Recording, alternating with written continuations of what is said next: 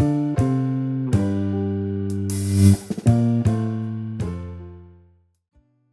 everyone. Today we have Mr. Thomas Dunlop here, all the way from Australia, and we'll be talking about Australian educations and current threats, challenges, and how the Australian educations are impacting. What are the visa refusals and the 2027 strategies and a lot of things. Welcome to the show. Thank you. Can you please introduce a bit? Absolutely. Well, first of all, thank you, Study Lane. Thank you, Bernard, and your wonderful team for having me here. It's always a pleasure to be back in beautiful Kathmandu. Thank you for having me. As Bernard kindly introduced, my name is Thomas Dunlop. Please call me Tom, or my friends do, unless I'm in trouble. I have the privilege and the pleasure of being the General Manager for Student Recruitment at Kaplan University Partnerships in Australia and New Zealand. We've been operating in Australia and New Zealand for more than 20 years now. And across the breadth of the region, we have 4 universities in Australia that we partner with. And we have 1 university partner in New Zealand, Massey University, an excellent university for international students.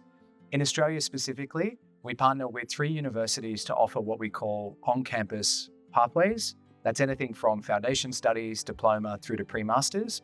And then we also have 1 university partner who we help them do direct recruitment, and that is Swinburne University, Melbourne. As you have already had experience about having Nepalese students studying in your campuses and universities, what is your understanding? How would you take Nepalese students doing in Australia in your university? Yeah, good question. First of all, thank you to the Nepalese students who choose to invest their time and their parents' money in an undergraduate or postgraduate degree in Australia. It's a huge investment. It's not cheap or easy.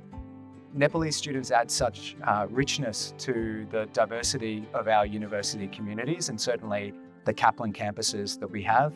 They're typically very good students, and they have a clear understanding of their objectives, and they take that very seriously, which we like to see in our students. So coming to this stage in 2026, you could see a lot of visas has been refused, right? So what is your understanding in those grounds? Like why the visas might have refused? Yeah. I know there are a lot of analytical parts, there are a lot of assumptions coming up.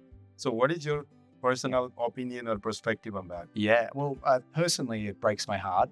Professionally, Everyone. it's I feel like I'm trying to look into a crystal ball to understand what the High Commission is really looking for. But if we look at what is published by the Australian government, they have been very clear that they want international students to have a very genuine intention to return to their home country once they complete their studies, which I appreciate may be a bit of a contradiction to the post-study work visa that we have in Australia. But I think it's important for Nepalese students preparing for 2027 to be thinking about how you can demonstrate in your visa application and your student journey how the degree that you're choosing to study links to your future career plans back here in Nepal or elsewhere in the world.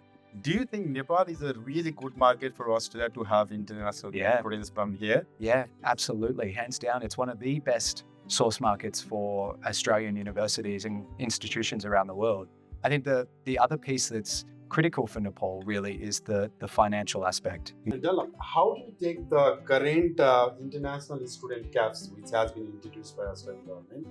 In 2025, there were 295,000 international students will be welcome, right?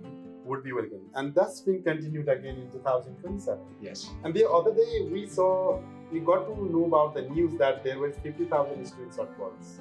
Yeah. Right. So how do you understand this and what's your perspective on it? Yeah, I think the whole idea of caps has an unintended consequence, which it scares families and it makes families seriously reconsider the investment that they're about to make, the financial investment of mum and dad, but also the time investment of a young student. And that is something that they should take very seriously. I think if there is good news in this, though, it's that the Australian government is committed to what we're referring to as sustainable growth of international education in Australia. And the fact that they did not reduce the total cap and they have published this it should be welcome news.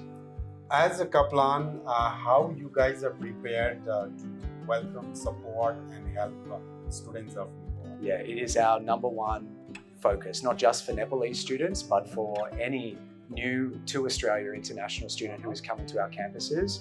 We want you to have the smoothest arrival and then journey once you have arrived and settled into your life in Australia, no matter how good your grades are, no matter how confident you are right now, you could be a all A student, A plus. At the end of the day, when you go to Australia, you're going to have two types of culture shock. The first type will be adjusting to Australian society. The second type will be adjusting to the way that we study in university in Australia. There is an academic difference between what you're used to here in Nepal and what you will become used to in Australia. The beauty of Kaplan is we will help you make that adjustment. What about the TPS and ESOS Act?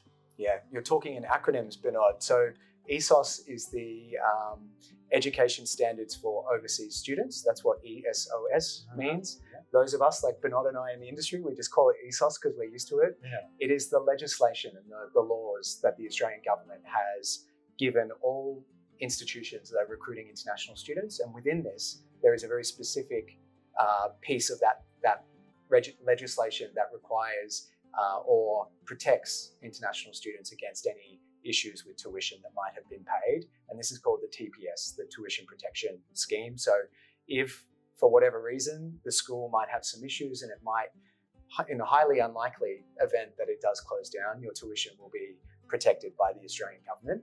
At the same time, each institution that recruits international students has clear policies around their tuition fees and refunds and all of these types of things. So please don't have any concerns about that. Thank you so much, Dunlop, for this all insightful information to our deputies students. Thank you for We'll having be me. looking forward for Kaplan pathways. You have beautiful universities that you are recruiting for Murdoch, Newcastle, Adelaide, and Swinburne, and even Marseille, New Zealand, and all. We'll be looking forward as students to choose your universities to carry forward their product. Fantastic. Thank you, Bernard. Thank you for having me.